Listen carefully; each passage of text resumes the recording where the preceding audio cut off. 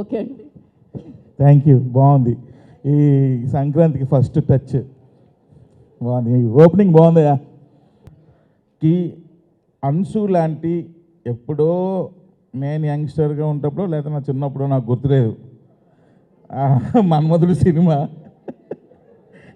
చూసి ఏందిరా ఈ అమ్మాయి ఈ లడ్డూలాగా ఉంది అనుకునేవాడిని. అప్పుడు ఆ అమ్మాయిని చూడడానికే మా మన్మధుడు సినిమాకి వెళ్ళిపోయేవాళ్ళం. మూర్తి గారు కరెక్టేనా?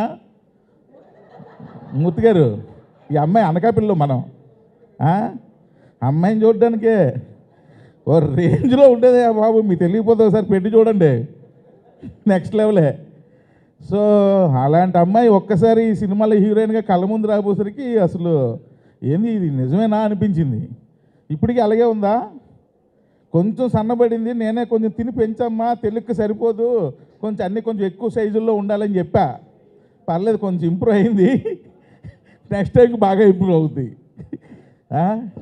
అలాంటి అమ్మాయి మళ్ళా మజాకాకి ఎంటర్ అవ్వడం నిజంగా చాలా హ్యాపీగా ఉంది. సినిమాలో కూడా మన్మధుడిలో ఏ రేంజ్లో అమ్మాయిని ఫీల్ అయ్యారో మజాకాలో కూడా అలాగే ఫీల్ అవుతారు. కాకపోతే అక్కడ నాగార్జున గారి పక్కన, ఇక్కడ రావు రమేష్ గారి పక్కన. సో ఎక్సలెంట్గా చేసింది.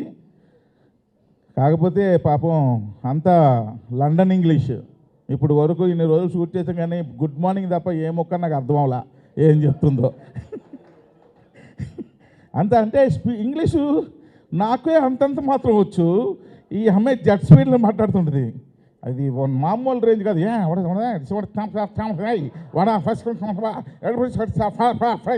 అంటుంది. ఏంట్రా ఏం చెప్పింది ఈ అమ్మాయికి? సీన్ ఏం చెప్పాలి?